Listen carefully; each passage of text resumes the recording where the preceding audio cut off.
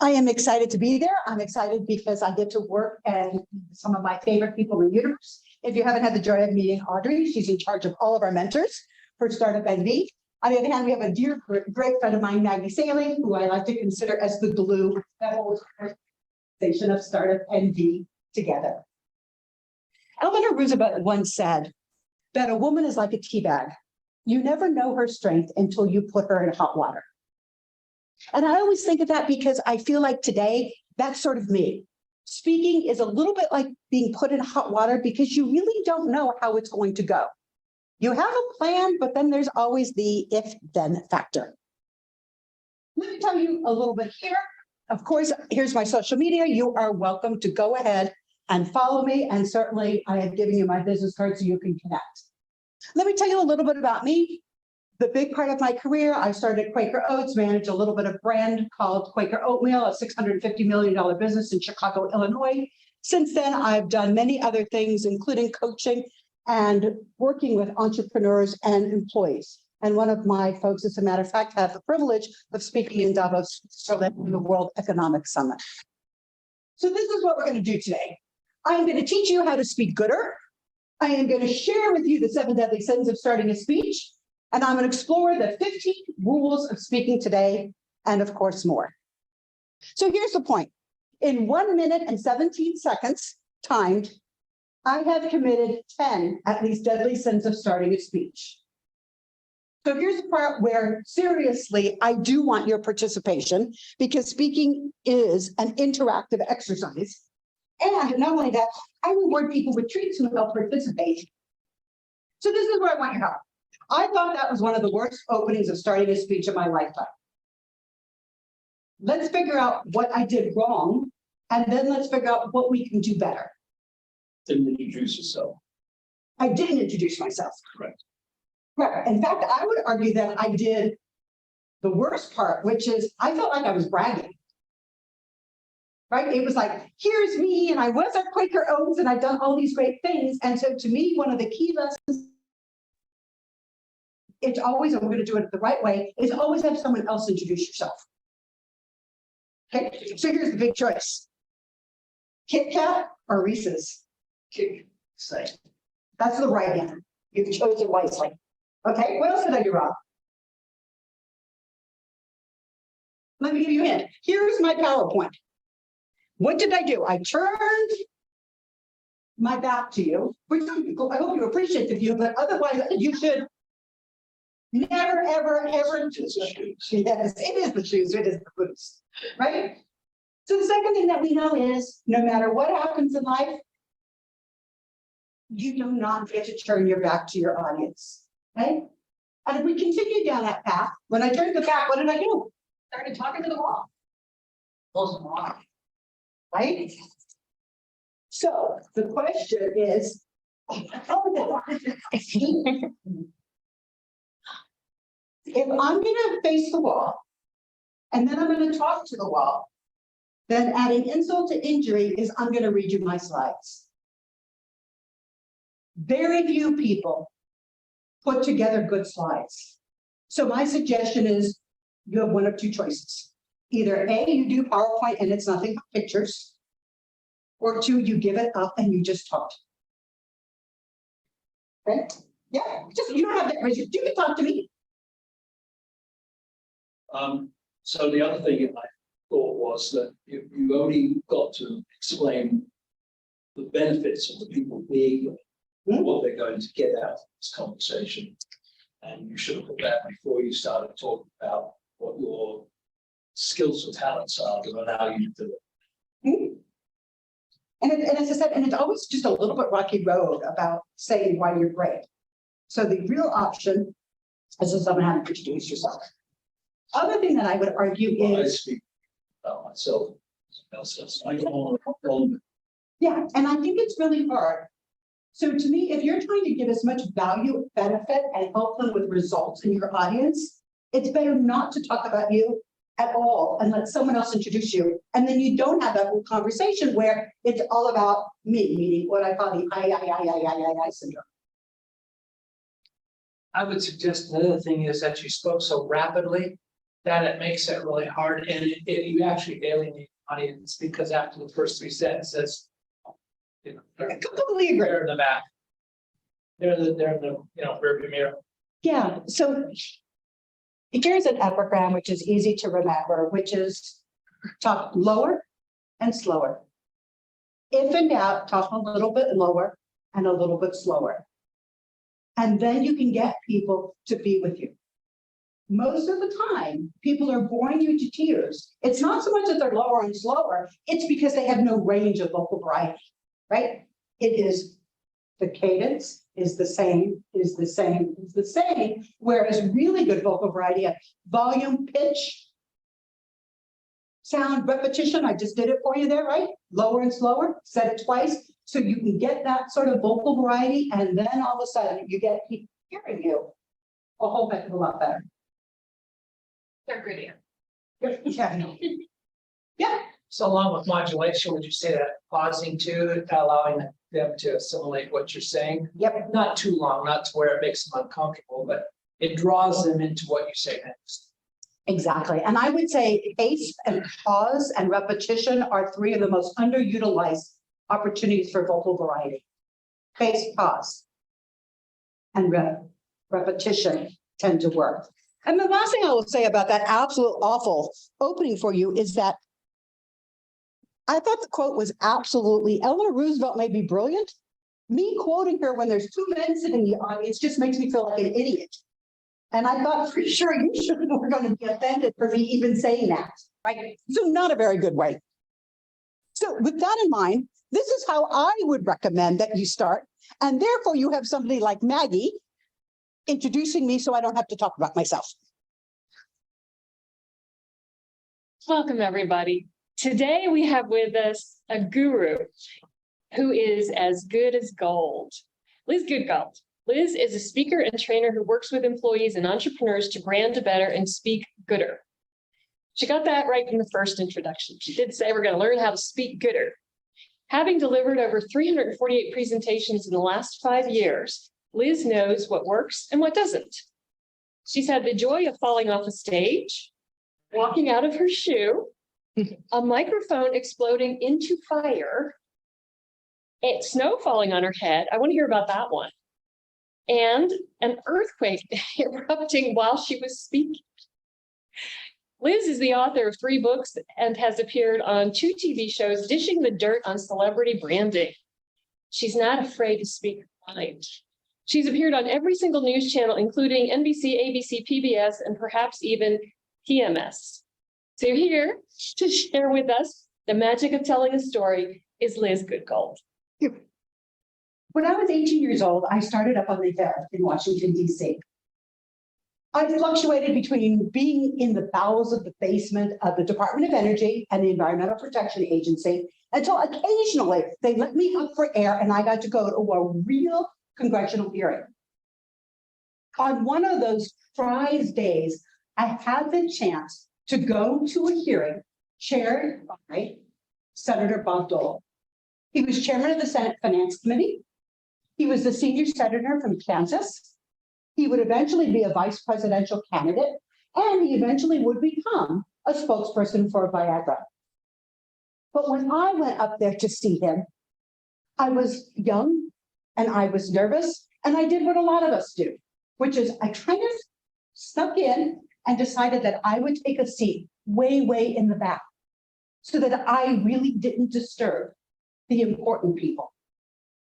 But as I took my seat way in the back, Senator Bob Dole started his hearing by saying, "Would the redhead in the back please come up to the front?" And I was like, whoa. And his message to me was really simple. If you are in my committee meeting, then you owe it to yourself and to me to come up, stand proud, and introduce yourself to me and tell me why you're in my hearing and what are you here and who you're representing. Bob Dole died last year, but I never forgot his message. And I think his message is important when it comes to speaking. If it's your turn to speak, it's your opportunity to own the room. You stand firmly on both feet. You are balanced and you speak proudly because what you have to share I bet is what people want to hear. And in the short time that we have together, that is something that I want to do, is share what works and what doesn't when it comes to speaking. So the goal is when you leave here is you can say, I have walked away with at least 3 pieces of goodness that will help me in my career and in my business to speak. Does that sound like a plan? If we rewind for just a moment, you'll notice that when I gave you my agenda, I had words on them that I would recommend you never use. There was a word on there that said, I will teach you. This is what I've learned. High school, no one wants to be taught. So avoid the word like play. Instead, what you heard the verb that I use, which is I will share. No connotation. Right? Versus you're in high school. This is what you will learn. This is what I will teach you. And it sounds very dogmatic. Versus share is really open and go for that way. Last night we had a State of the Union address, and we are not getting political here. We had a State of the Union address by President Joe Biden. Any idea how he started that speech? Did anyone besides Liz Goodgold watch the speech? I didn't watch the beginning. Okay. I watched. How he started his speech? Let me recreate it for you. He came out and he thanked his vice president, and he thanked the Speaker of the House, and he did exactly what I did. Then he tried and he committed one of the deadly sins of starting a speech, which is he started with a joke. Here's the deal. Raise your hand if you think starting with a joke is a great way for you to start a speech. And I would say, no Reese's Pieces for you yet. Starting with a joke invariably is going to fail. Why? Because you're at the very beginning of the speech. See what I mean? You have no idea who your audience is and how are they reacting. So what you always talk about, right, with your films, right? You don't know how people are going to react to it. So starting with a joke is usually going to fall on deaf ears. Joe Biden then went on to talk about how we're winning and we're going to win whatever we attack in America as a starting place. So instead of him starting and addressing Kamala and addressing the Speaker of the House, if I were Joe Biden, I would have come out and said simply this: America has won every single war that it has waged, whether it is COVID, whether it is overseas, or whether there are flying balloons over our land. We will come out stronger. If you have. If you have a chance, go back and rewind just 2 minutes or go to Google, and you will see that having a declarative sentence of what is going to do and why is a much better opening than the first deadly sin, which is starting with a joke. I also gave you a second deadly sin. Do you remember how I started with Eleanor Roosevelt?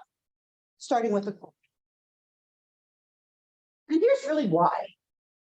If I start with a quote, it's almost like saying, I'm here to speak with you, but clearly what someone said is more important than me, which is a little bit of a mixed message. So I wouldn't do it. I have a question. Yeah. So you were talking about how Joe Biden started with a joke and how he doesn't know his audience. Well, what if you do know your audience? If you know your audience and you are as talented as Robin Williams, and if you are as good as Eddie Murphy, and you are a great stand-up comedian, I urge you to do it. What I think it's really hard to pull off. So if you think you have something funny to say, what I like for you to do is do it later in the talk. Okay. Because it's sort of a cold, right? It's kind of a cold opening, if you will, starting with a quote, starting with a joke. It's sort of like people are sitting there. And don't forget, when you first start a speech or any sort of presentation, you're still trying to figure out who I am and what my personality is. And therefore, you're just sucking it all in. Well, I mean, just devil's advocate, don't we kind of know about the president? Like we always kind of have this persona of who that is. And then he also kind of knows who his audience is. They're all people in government. So it's a Republican response, by the way. He's an old person. You must have missed that one. Yes. well, So you have a sense who he is. But if I had a chance to craft a speech, I would still put the joke later. okay. That, you can try it, but it's just a very, and I agree, try it. And you know how you know about speaking? This is how you know, whether it falls on deaf ears or not. So like if people laugh, then you If know it you- works. Then you're good, then you hit a home run and you're ready to go on. If you sort of hear the smirk or the liz and that awful uncomfortable, then it probably didn't If work. people laugh. Do people laugh? I mean, haven't you been? So when you- did they laugh at his? No, it was tremendously uncomfortable. Oh, It was tremendously uncomfortable. And then as he went around and introduced, I mean, he went to eventually introduce Representative Schumer, and he couldn't get the sentence out. And he's like, thank you, Schumer, and too bad you lost, and oh, better next year. And it was a very convoluted sentence. So if he's going to go and say, thank you, Audrey, say why. Thank you, Maggie, be very clear why, and then move on. But Maggie, you had a question too. I did.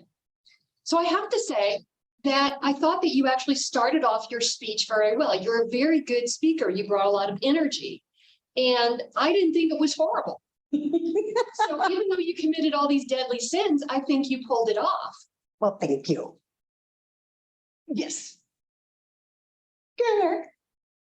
Would you agree that the opening needs to connect you with the audience? If you don't do that, then you have a rocky ride. Exactly. And Maggie's right. I've spoken so much that perhaps my energy and stamina, if you will, and experience came through, even though I was trying to be horrible. Right? And the energy. Yeah. I think what you also got is that if you've done a really good speech, you connect either your story to what you're talking about and then to what you're going to share. And if you do it that way, it's pretty good. Another deadly sin that I want to share with you is this one. One of the most difficult things is starting a speech with a rhetorical question or any question. So if I came over here and said, oh, raise your hand, who wants to speak better? Right? So it's a tough thing, right? It's sort of, and I see your face over here. Thank you. Tell me why you hate it. Because it insults us. Yeah. Why would you ask such a stupid question? It's like when you see the radio curriculum or a newspaper. A person's dealing with trying to say, how do you feel? Well, how do you think the person feels? It's like, yeah, Exactly. yeah, it's just- And I think, and what I like about your answer there is that you connected on the emotional part, which is don't make us feel like idiots. Instead, make your audience feel brilliant, right? Admit that you don't have all the answers and they really do. So let me listen to you and see what I'll learn. And so when you ask people a question, especially if it's rhetorical, at the very beginning, people go, am I supposed to answer that out loud or not? And I actually am the person who answered out loud, and then I realize I'm the only one talking, then I feel like an idiot, and we've come full circle. Right? So we're very, very bad. When I was learning how to speak, I was told this magic formula. Perhaps you've heard it. You're going to tell them what you're going to tell them. You're going to tell them, and then you're going to end up by what? Telling them what you told. Tell them things. Well, whatever that formula is, it's wrong. So instead of trying to show an agenda and what you're going to teach them and what they should learn, is do a very quick overview of what in the short time you have together and what their key takeaway will be. Would you reiterate that again? So the formula that you said, that's terrible. Say It's absolutely terrible. So in other words, I'm going to tell you what I'm going to tell you, then I'm going to tell you, and then I'm going to recap it. Really doesn't work. So what you'd like to do instead is let them know in the short time, in other words, time, and let me give you an overarching thing. Time doesn't exist when you give a speech. You want people for you to come with you on the ride such that they are never looking at their clock, they're never picking up their phone, and they're trying to figure out when they have to stand out of here. So try not to mention clock. In conclusion, clocks don't exist. So that's why I never say, it's always the short time we have together. So steal the phrase, R&D, rip off and duplicate, steal that phrase. In the short time we have together, I'm going to share why you can make more money as you work your parking lot. In the short time together, I'm going to share why the best way to get a photograph of your dog or donkey, as the case might be. So it's always that short time together and then what they're going to walk away because they invested their time and energy to get here. You might as well make sure that they get what they came for. So then by saying in a short time, you're letting them know, recognize the value of the time. Yes. Gotcha. Okay, cool. Like So that. it's a really nice way. And it's not gonna go on and on. Right, and that's right, and I think we've all been there, where someone has done, they feel like they're running out of time, they're like, oh, I just want to make 2 more points. Yeah. Or in conclusion, these are all of the triggers that tell you they're a lousy speaker. You don't need to do any of those things, because then you just make them aware that, oh crap, she hasn't started to stop talking yet. And what we want them to do is go, oh, we want to get it. I also am not a big fan of doing data dumps to start a speech. I have only one client in my entire universe who has pulled off a piece of data that made me intrigued. And that's because she starts a speech just like this. Do you know that 38% of 2nd grade girls in American schools today don't eat lunch for fear of getting fat?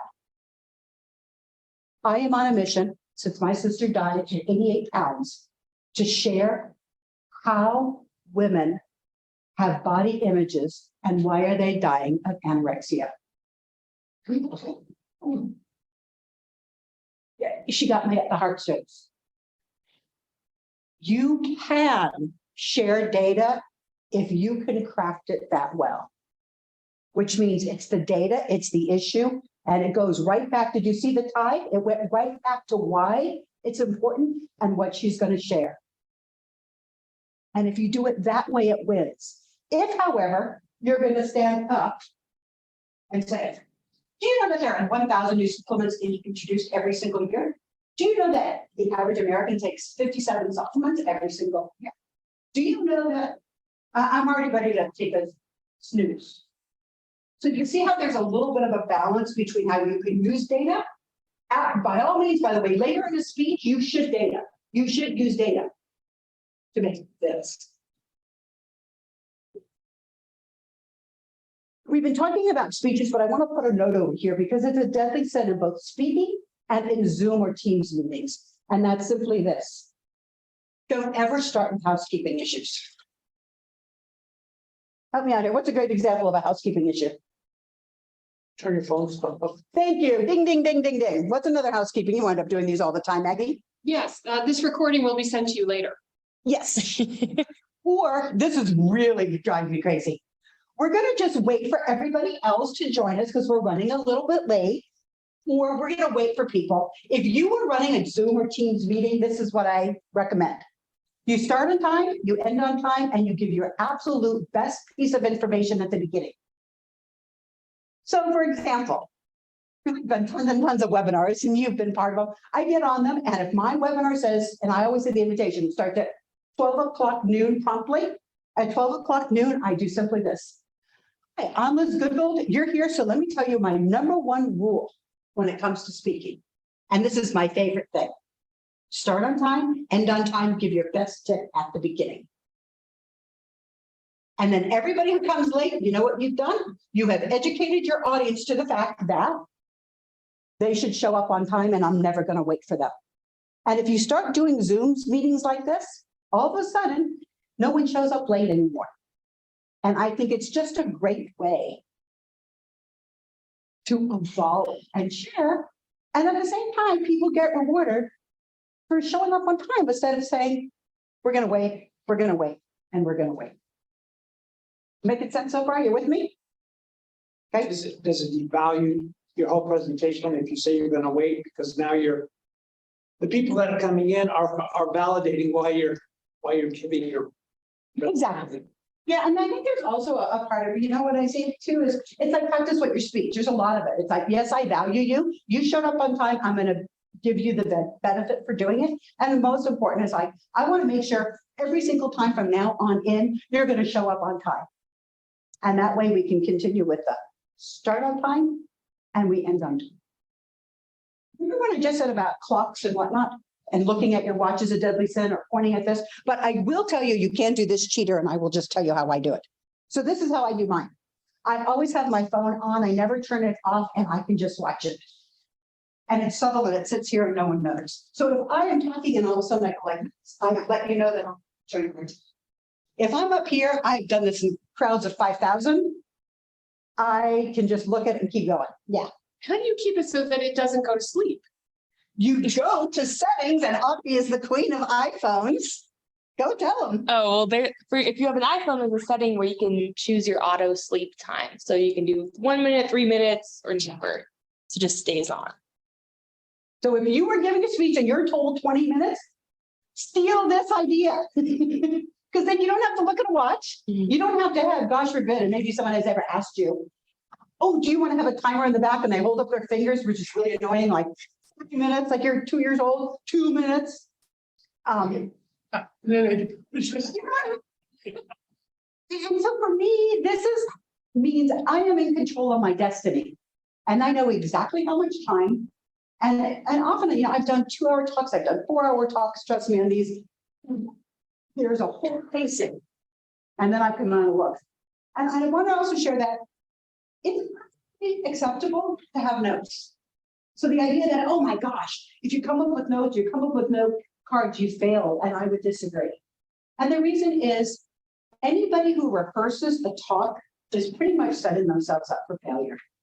We rehearse a pretty darn good talk for about 2 minutes. Maybe you can rehearse a pretty good one for 20 minutes. But after about 20 minutes, if you're really trying to make it interactive, then I think you're going to struggle. And it's also, and maybe you've had it this way, it's as if a vendor comes into your office and they pull up a PowerPoint. And what that says to me is regardless of what I think or what I feel, they're going to go through this PowerPoint with reckless disregard for what my needs are.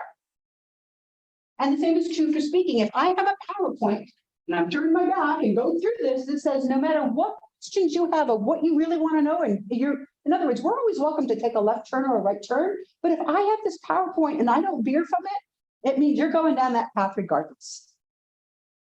And I like to change that quite a bit. Can we talk about that?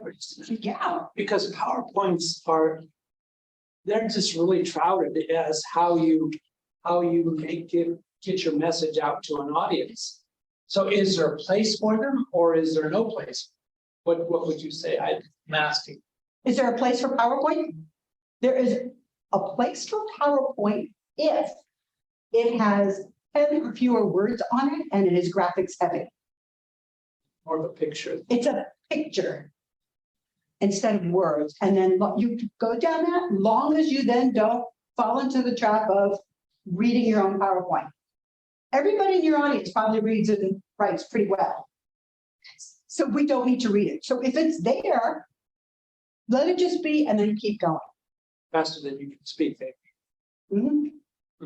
You had asked me earlier about stories. And I had said to you that data strays, but stories stay. So I believe in every single talk that you give, you need to sprinkle in a story or two. And here gets the tough part, because I often hear people say, well, I don't know, I don't have any good stories. If you're taking good notes today, I would put at the top of your list as an action item, write down every single one of your stories and start keeping a running list. Whether it's on your phone or whether it's on your computer, and it doesn't need to be much. It can be 3 words, long as it triggers, because you will forget your own stories quickly. And it can be something so bloody simple or easy. I remember my sister was trying to teach her 2-year-old at the time colors. And so she's got her kids sitting on her lap and she's very quick. She's like, Eliana, what color is my shirt? And her daughter goes, black. And she goes, oh my gosh, what color is my jacket? Red. And she goes, Eliana, what color are my teeth? Yellow. Right? So my sister learned, A, she needs to bleach her teeth, which she did. Right? And B, of course, if you're talking about me in my world, I would say I use the story, and here's where you go with stories. Long as you connect the story and prove a message, it's a perfectly good story. Right, so I'm talking about branding, and I just talked about yellow, and I could, then my segue is people notice color within the first 3 seconds of meeting someone. And that's why there are colors and memorable colors. The research will also tell you that if you interview in a gray sweater, for example, and next time you interview in a gray suit, you will have higher recall rates because the color imagery has moved you and propelled you to the next stage of the interview. And they're like, oh my gosh, did you talk to that woman? I remember, she's the woman in the gray suit, right? Or if you wore the red tie and you're going for the big project, you should keep wearing the red tie because now you have an emotional. So stories, you can tell a story and they can be as short as that one was. They can be as short as 20 seconds. But what's the other part of it? What do we have to do to make sure our stories work? Science. It has to be wrapped up in a bow. One of the best ways to practice stories is through the power of wine and girlfriends, boyfriends and beer, if the case might be. So here's what I recommend. Practicing a story in your bedroom is a surefire way to failure. The reason is you look good in your bedroom. Maybe you actually hold a hairbrush like the old days and you think you're part of the fifth dimension. But the problem is how you tell your story doesn't matter.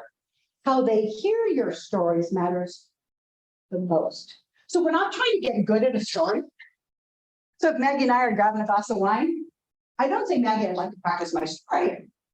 We're sitting over there and I'm like, oh my gosh, I got to tell you what happened today. By the way, stories have no time. You ship them if they happened yesterday, you make them happen 2 days ago, you make them happen 20 years ago, you can time shift. This is what we call the fictional truth of stories.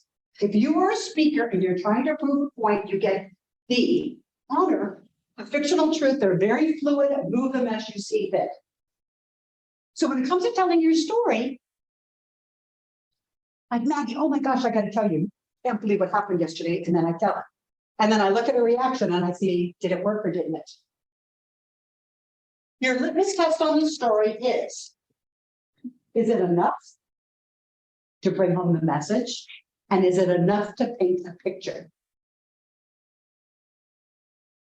It has to be enough to paint a picture. So even in that story, did you notice she's sitting on my lap, right? So I'm trying to make sure, did you see? And this is a key point of speaking. Right? And we're going to talk in just a moment, right? Gestures. So she's sitting on my lap.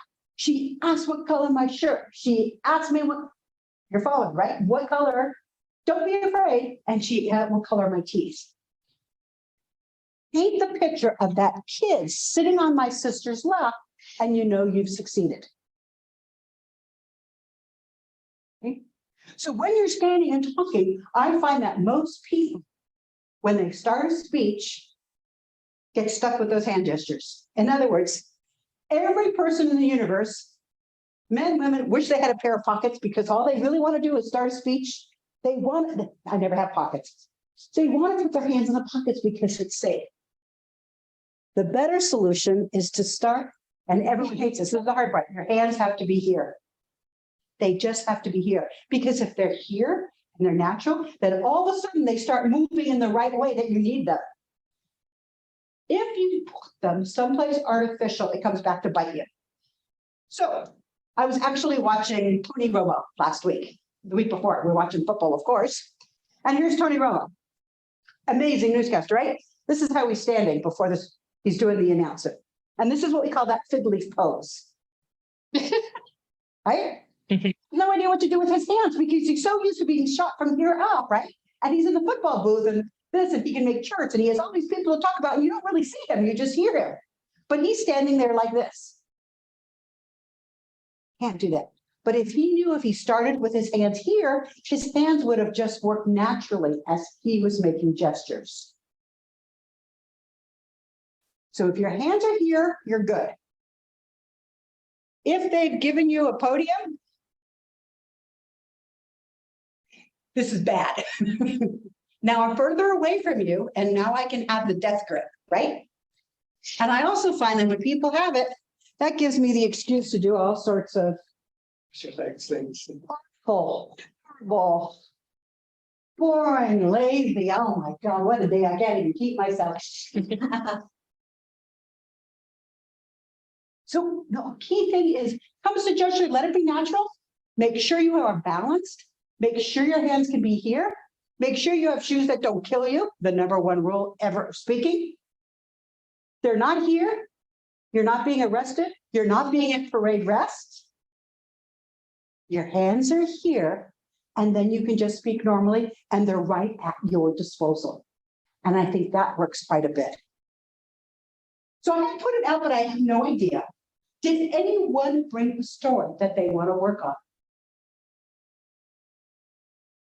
It's a valid question. Does anyone tell a story? No one tells stories? In your business, you don't tell things? Because if not, we're gonna have this. Because it's case studies, whatnot, are just a little asides. So the more you can pepper, even if you're trying to build your business with stories or case studies, the closer you get to a yes. So one of the ways that I always do it is I bring in all the successes of my clients constantly. Remember I told you I have one client, she's the only one who's ever done it with data. Did I tell you that I coached her? Nope. Did I tell you she was brilliant? Yep. I take no credit for it. I'll just let you figure out that if she was my client, I might have had something to do with it. So if you're pitching business, or you're doing a speech on a different topic, the best thing you can do is talk about your success stories. Oh my gosh, we had some of our clients from Angel Envy, and they had lockers for cannabis. And so what was so cool about this venture, and they're the ones who earned $50,000 from our VC fund, was it was safe, it was legal, and therefore they had code and they could open the locker, get the cannabis, and abide by all the Nevada state regulations. This is a business we're invested in, and that's why we have Angel Envy to help other entrepreneurs invest. Nonstop, we're going to keep giving example after example. So as you start crafting that story, also telling your story into your own iPhone. Every single iPhone, Android has an iPhone app where you can download one for free. Here's my recommendation. Record it. It tells you exactly how much time you have. Try it again and go for 20% less time. I would argue that most stories fail because there's too much in there versus too little. Right? So if you are doing it and you're like, oh my gosh, it's a 2.5 minute story, make it 2 minutes. I joke all the time with my husband, which is why he could never use Twitter, which is why use 140 characters when he could use 2,400 words to tell the same story.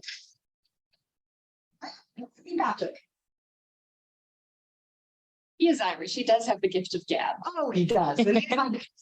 So he's just always bringing out things, right? He could take 10%, 20%, and it would all work. Yeah. So let's talk a little bit about what a story is. What is a story? Because, one of my favorite people to try to incorporate whenever I speak is Mark Twain, because he was a great storyteller having to do with humor or human foible, whatever it might be. But that's not necessarily the type of story you're talking. You're talking about references of experience that you've had. What do you mean? Let's say, perfect. So also I want you to think about a few things, and I'm going to purposely model this back for you. So as we start asking these questions, I'm not going to come back and say, I'm so glad you asked that. Right? Anytime someone asks you a question, I'm so glad you asked that. Blah, blah, blah. Aren't they really buying time? Yes. Thank you for saying that. Well, that's a good question. Yeah, I'm so glad you asked that, blah, blah, blah, blah, blah. Because hold on to this question for just 1 nanosecond, okay? ADD on my end, just hold on to that question because I want to talk about stories. Right. But I also want to make sure, and when you're working up a crowd, get used to the questions. I want to put some ground rules down for you. One, we know we're never going to say now, oh my God, thanks for asking that question. That's such a good question. If it's really loud, yes. Can you repeat the question for everybody? Yes. But a few honest things about answering questions. One, you don't have to have the answer. Honesty.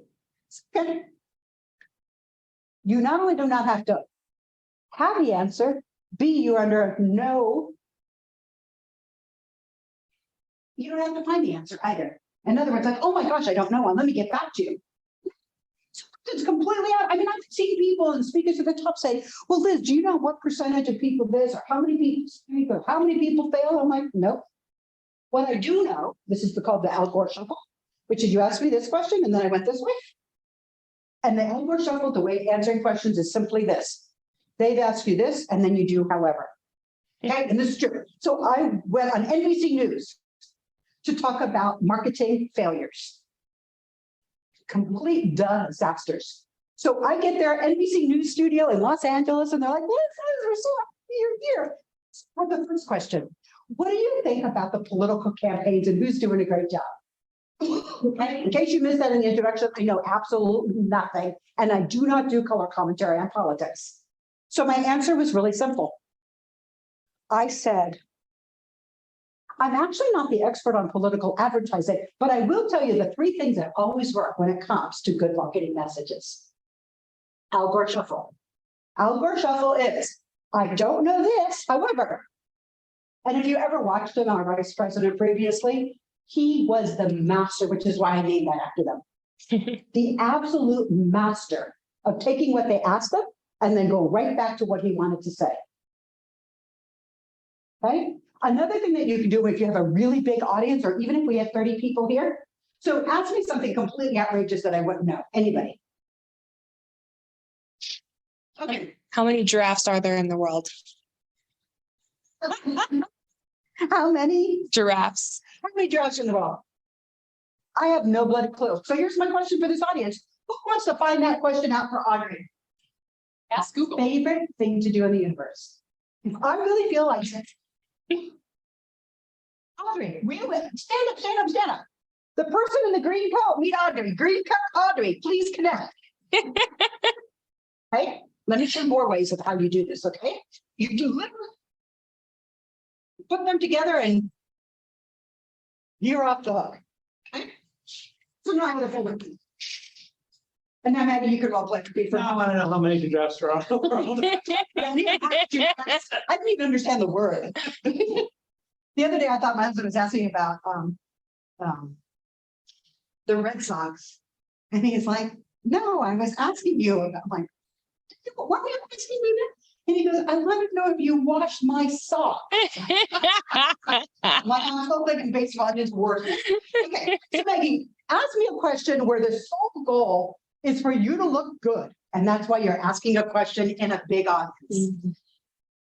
So Liz, it's been my experience that whatever, do you find that to be true? Because it doesn't really agree with what you've said so far. Yeah, I'm hearing you and I think it's valid. And I'm sorry, what's your name again? Maggie, Maggie. So can we do this? I guarantee you that I will stay here for the next hour. Maggie, do me a favor. I guarantee you I will be the first one to talk to you right after I finish this talk. Is that a deal? good deal. Yeah, thanks. So what I'm really trying to do is shut her down. Let me share the other great secret too. So if you're in a big audience like this and you're walking around like, what? Sorry, I need to switch turns so I can use this phone. So if you have a big group, if you stand behind somebody and just shalom. So if someone is just a who wants all the attention. And please excuse me, but it really is a power move. I'm standing in your space to be fair. I am making you look up at me. Look at what comes along. It is, if this is a last resort, what I'm just sharing with you, if you were, and I've been in all sorts of other things besides the snow, whatnot, but that is the last resort. Go out and talk to that person and you have shut them down and that is the end of it. Do you find it happening though? That it doesn't- Do it. Simple. I think it's analogous to being a comedian and people want to heckle you and they want to feel important and they know more than you.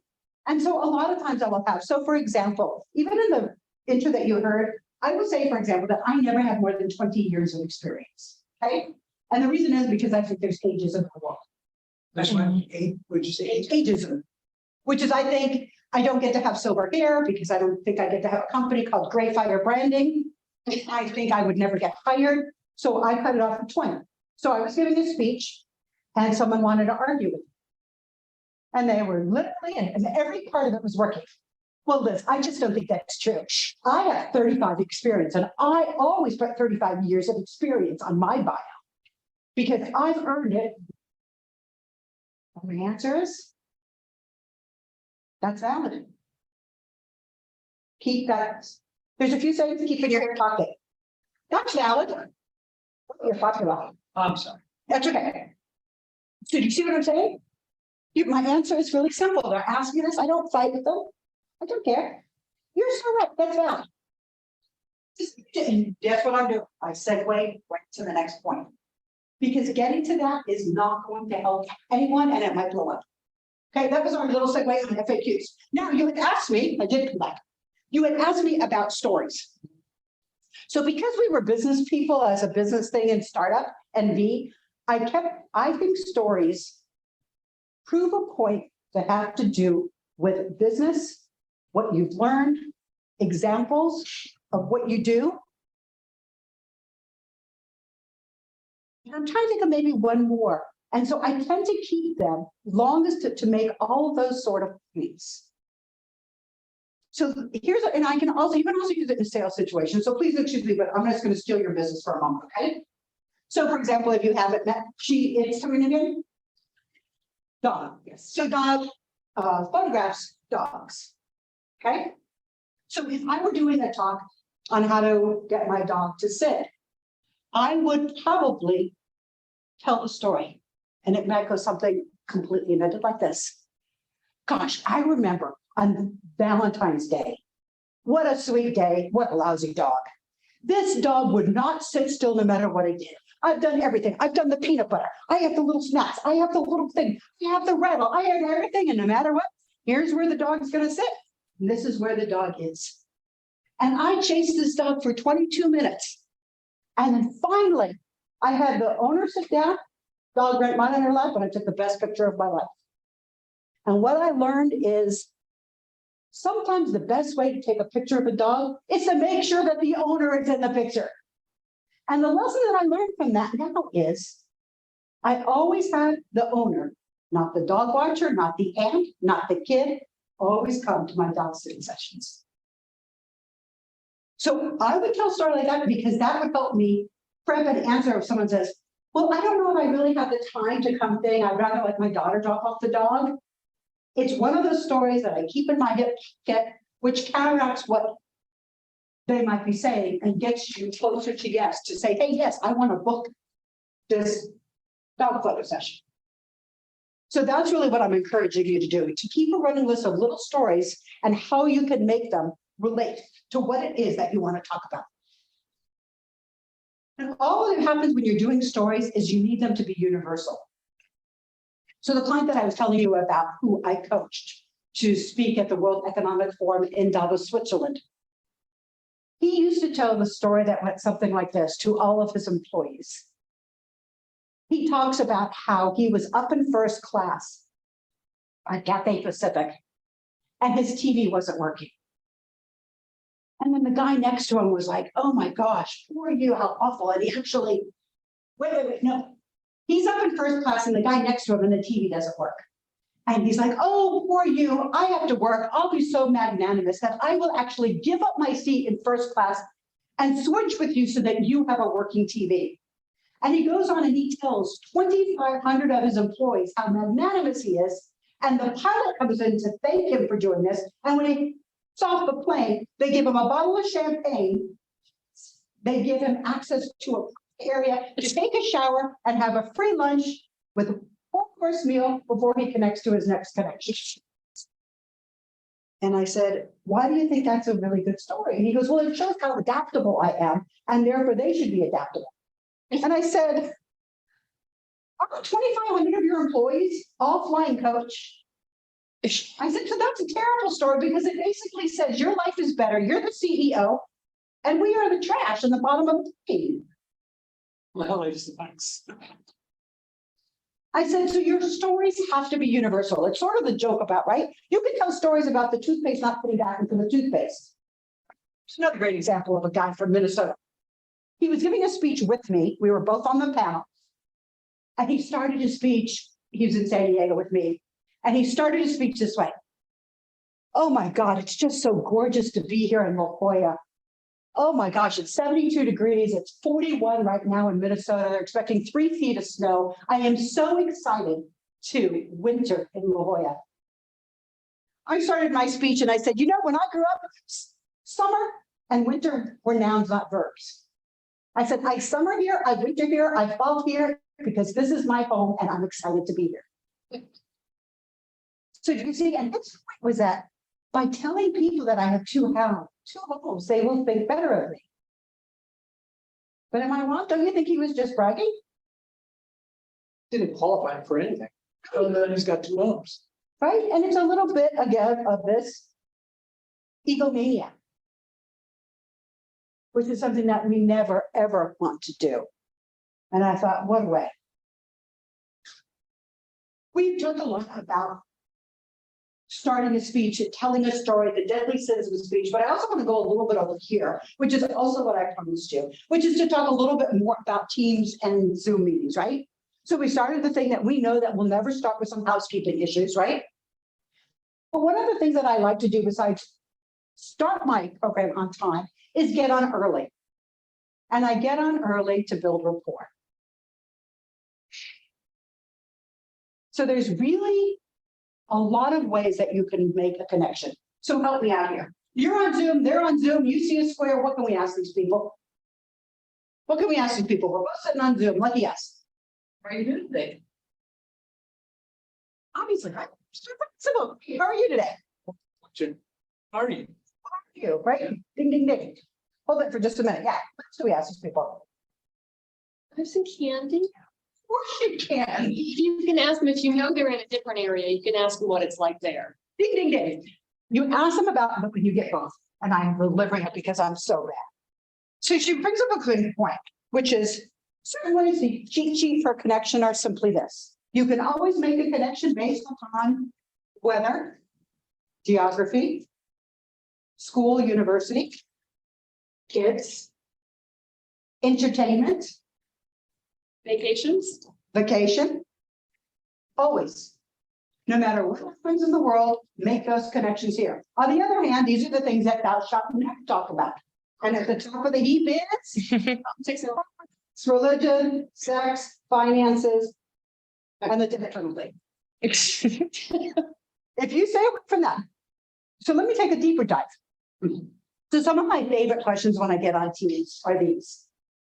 What's the thing you're most excited about this week? What are your greatest accomplishments this week? What's the best thing that happened this week? Okay. What is the most exciting thing that happened to you this week? What are you most excited about? What was your great accomplishment? What's the greatest accomplishment of your team? What's your number one goal for next week? Right? Specifics are terrific. Like, hey, how are you? Love it. How's it doing? And then if you know these people, and I wind up on Teams all day long, by the way, and I have all sorts of, I usually have people from Switzerland and Sydney and Auckland, New Zealand on the line with me. So I have all sorts of time zone issues because I tend to be drinking coffee and they tend to be ready to go to bed. So I try to be really clear with them, like, oh my gosh, like, what's this? What's this? And I also learn a little bit more. So for example, because it's upside down, as I joke for them right now in Sydney, where school just started. Right? So I'm asking like, oh my God, really? Tell me how is back to school working there and kind of thing. And they're always getting their kids together at 8 o'clock in the morning. I get a little glimpse of them because this is what I've learned. Whoever said that you keep business and personal separate, I think was wrong. I think your life is one great life. And business is personal and personal is business. And if I had kept it, I never would have met Maggie. And I would have missed a really great friend. And it was because we had started here volunteering, or I never had the chance to meet Audrey. And these are good things. So I am always mixing those up. And I think if you ask deeper questions, you get deeper connections. Because think of it this way. If I only know you about business, what am I going to ask you? Hey, how are you? How's the movie biz? What happened yesterday? Are you making money? I got nothing to ask you. But if you told me, oh my gosh, you're up for this great project, right? That's a good thing. You're so excited about this, or your team has done something. And if I'm really good, and I with this year, I will take little crib notes. And the next time I see you, I'm like, oh my gosh, the last time I saw you, I knew you were working on this. How did that go? And now you start building a relationship. Because the secret to relationships is that connection and the FU, which is called follow-up, not anything else that you think it stands for. follow-up. You had a question for me? I was gonna say, I just recently learned how sometimes if you know your audience, especially if you're on a team or a Zoom, you have an idea of who's going to be. Yes, you do. And so you take a few minutes and dedicate that to knowing who's there. Mhm. And that helps. Because otherwise, aren't you just kind of shooting in the dark? Because that's what I was doing. I was basically doing some of these things that you're saying that kind of makes it laborious to try and have a conversation. But if you learn a little bit about who you are or what you do, what you like. Yeah, I think it's changed. And as I said, so often, like my 2:30 is 8 a.m. in Sydney, that it's just sort of funny. Like all four people tend to be women and their kids are all trying to get off to school at the same time. And then even if they have their backgrounds, and I'm like, oh my God, let me just see your kid. And they wave and they're so excited. And it's become more of a human meeting than it is this very stiff meeting. And then and it's cute too, because I get to see all the school uniforms, which are pretty common there, by the way. And it's just like, I get another element into their life and it's fulfilling so much more for me that I feel like I do have a connection. And I would never, ever regret that part of it. I have a list. And if you would like, and if you give me your email, I will send it to you. But let me give you a few more examples of conversation things that I love. What's the last thing that you Googled? Giraffes. Yeah. Biting speech. And keep it clean. What's the last photo you took? What's the last photo you took? Oh, probably of me. Lucky you. Yeah. I took a picture. It's a joke. I sent my husband the outfit of the day because he leaves earlier than I do. So I take a picture. I'm like, okay, this is what I'm wearing today. What picture did you take today? Did you take a picture? I did not. You took a picture today Well, I also took a picture of my coffee this morning. because I sent it to a friend. it's nice. Did it have a design in it? It had a heart. Oh, Yeah. So I like that one again. If you were a book lover, what book are you reading? I just finished Iona's Rules of Commuting, which I finished in one day on Saturday. Amazing, great. Love the book. Do you have any good news to share? What did you want to be when you grew up? What is your secret splurge? What's your favorite food?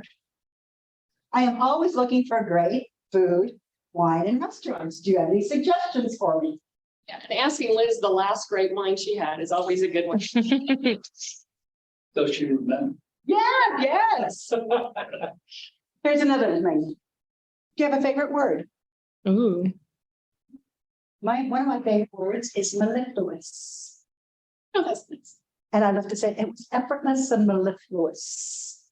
Standing out of line. So if you're interested, I will share this list with you. And I tend to look at it and I also tend to use it because I am trying hard. And the company I'm with right now is financially struggling. And so if we just talk about sales that are on the decline, it's just completely depressing and we're all in quagmire. See, I think it's a great question. What's going on in your life and what are you excited about? And I like it too, because it's not just what's going on in your life. He has the second part of it, right? Upbeat. Yeah, the exciting part over there. And that's the goodness. Yeah. Have you ever asked like one of those questions like, what's your favorite word? And had somebody give you a funny look and like not want to answer? And this is, again, you're sort of reading. And I think, so the other one that I would say I would be careful was like the phone, like what picture they take on their phone.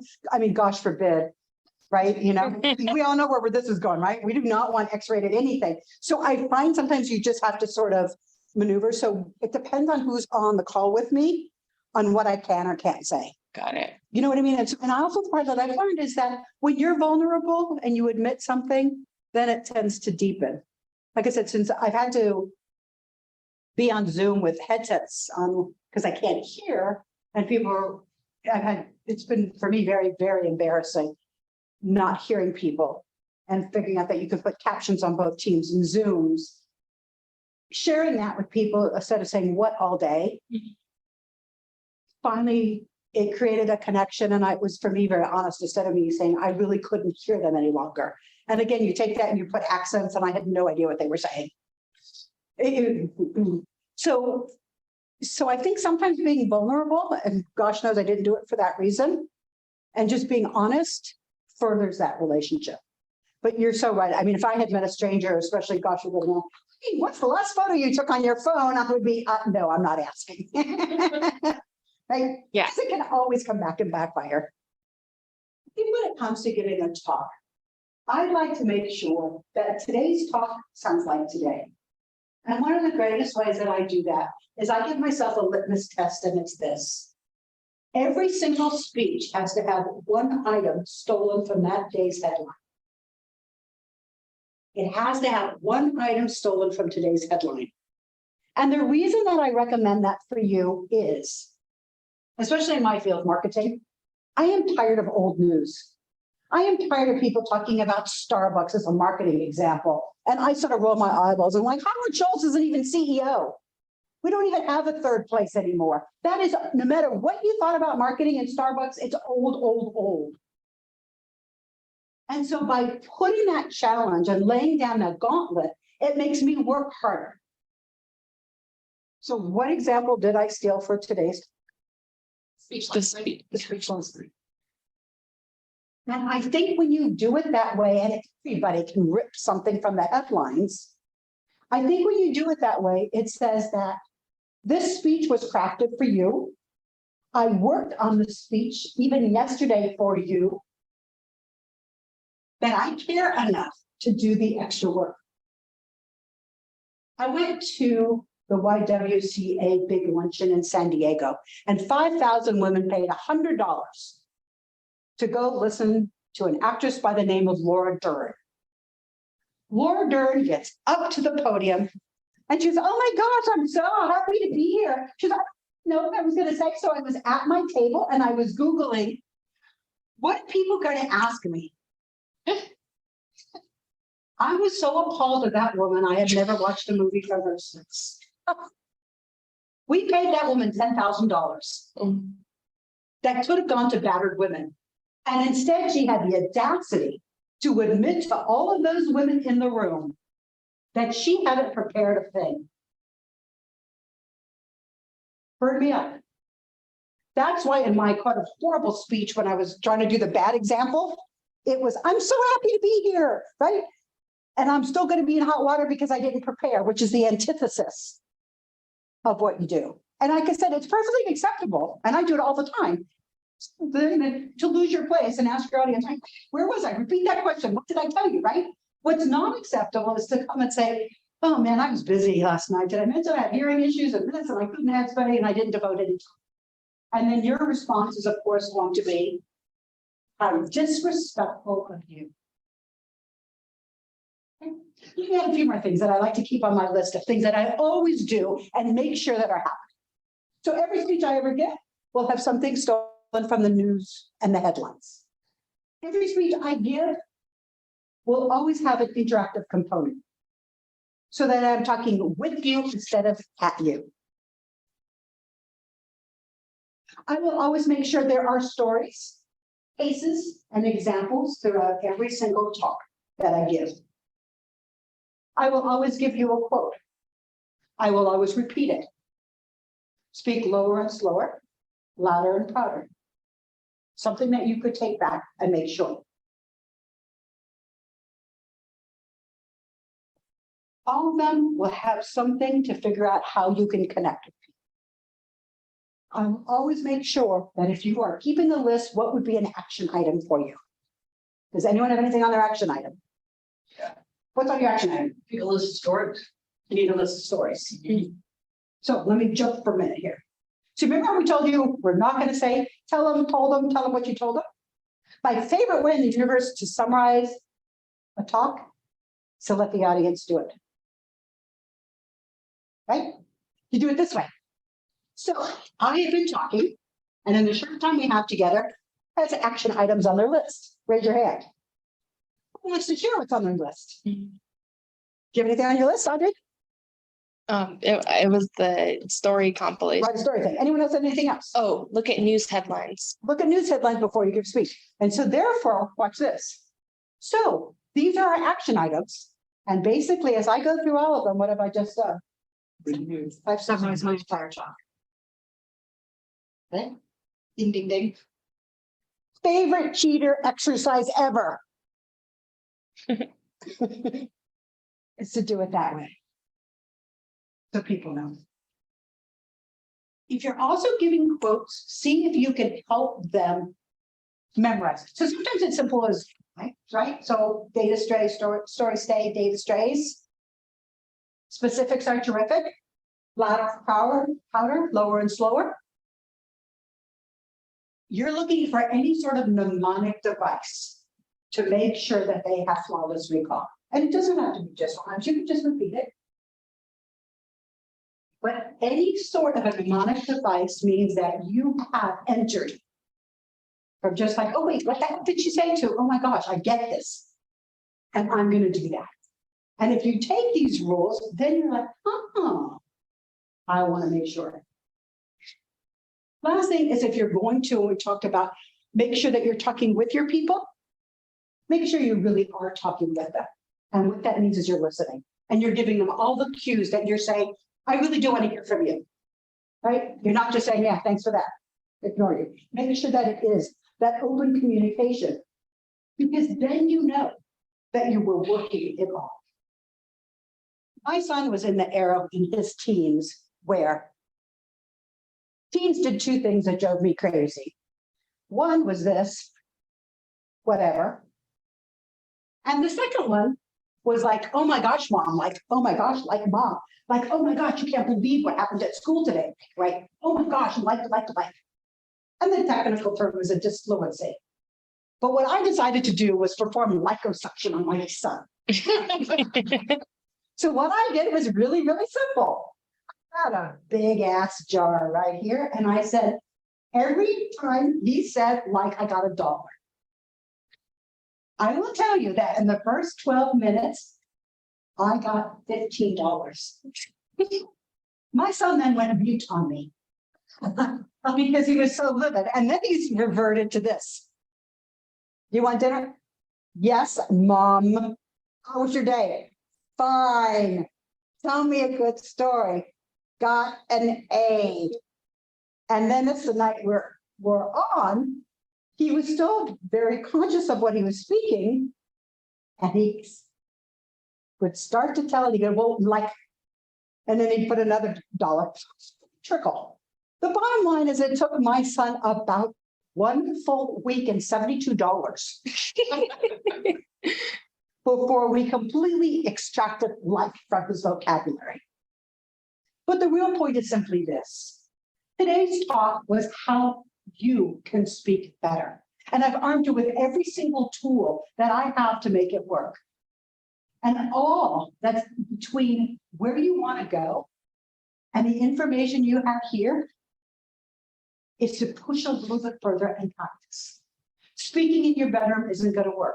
Speaking in monosyllable isn't going to work. But taking this information, working with it, practicing, trying a story, telling a story, you put that all together, and that is how you make magic. Thank you very much. So Liz, Yes, sir. I'm a sir. I know. I don't know, did everybody notice that when she was about to start, she actually stood up straight, squared her shoulders, took a deep breath? So the whole standing up straight and squaring her shoulders is a practice. It is. Like I said, and I'm not kidding. I went to see a speaker once who had the most killer good shoes, but it was so obvious, and she spoke for like 55 minutes. It was so obvious as the speech was going on and she was over here that her feet were killing her. And you could start seeing it. Excuse me, that's sort of a woman thing, but it's true, is that you could see her posture change and she was just fighting it. And she was really trying not to stand and try to move her. And so that's why. So yes, I do think there's something about great shoes, good posture, standing upright and not leaning on anything. Yeah.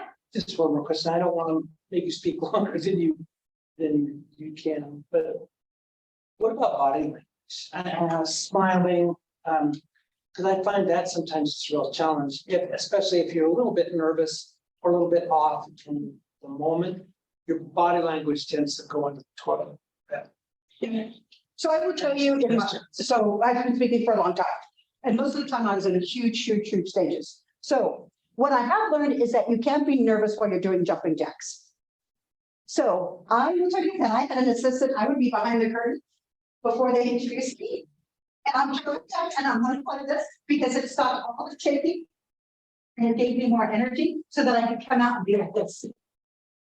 Ladies, nice to see you.